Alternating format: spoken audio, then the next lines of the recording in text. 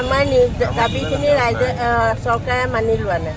আমি বহুত দিনৰ পৰা কৈছোঁ, ক'ভিডত আমি ইমান কষ্ট কৰিছোঁ, নিজৰ ঘৰ সংসাৰ এৰি আমি ক'ভিডত দিনে ৰাতিয়ে কাম কৰিছোঁ। চব অন্য কৰ্মচাৰীয়ে ক'ভিডত ভয় কৰি ডিউটি কৰা নাই, আমি কিন্তু নিজৰ জীৱনটো মানে দান দিয়াৰ নিচিনা কৰি ক'ভিডত আমি ডিউটি কৰিছোঁ। তেওঁ আমাক আজিলৈকে চৰকাৰে আমাক মানে বাৰু আমাক ঘূৰি চোৱা নাই। আমি সেইকাৰণে আজি ইয়াত বহিবলৈ খাদ্য দাবীটো মানি লওক।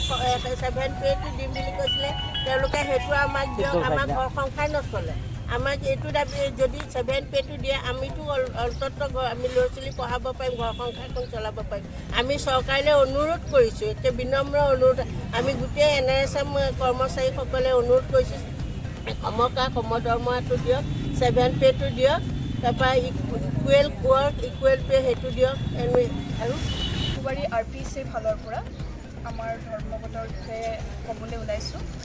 আজি অতি দুখেৰে আমাৰ অসমৰ ৰাইজক জনাব বিচাৰিছোঁ যে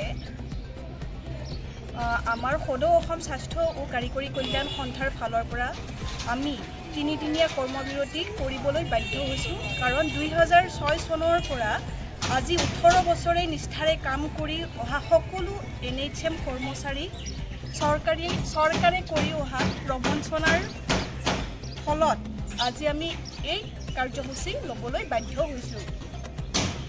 আমি NHMৰ সকলো কৰ্মচাৰীয়ে নিয়মীয়া কৰ্মচাৰীসকলৰ দৰে সকলোবোৰ কাম অবিৰতভাৱে কৰি আহিছোঁ। তাৰ পাছতো আমাৰ দৰমহাৰ ক্ষেত্ৰত বহুতখিনি বৈষম্য দেখিবলৈ পোৱা গৈ আছে।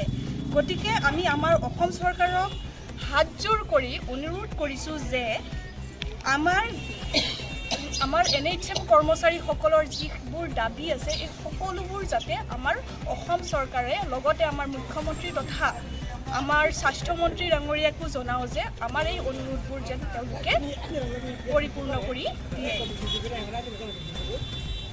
আমাৰ প্ৰথম দাবী হৈছে যে বিশেষ নিযুক্তি প্ৰক্ৰিয়াৰে NHM কৰ্মীসকলক নিয়মীয়াকৰণ কৰিব লাগে। লগতে যেতিয়ালৈকে আমাৰ নিয়মীয়াকৰণৰ প্ৰক্ৰিয়াটো নকৰে তেতিয়ালৈকে আমাৰ সকলো NHM কৰ্মচাৰীক পে' স্কেলৰ সুবিধা প্ৰদান কৰিব লাগে। লগতে যিবোৰ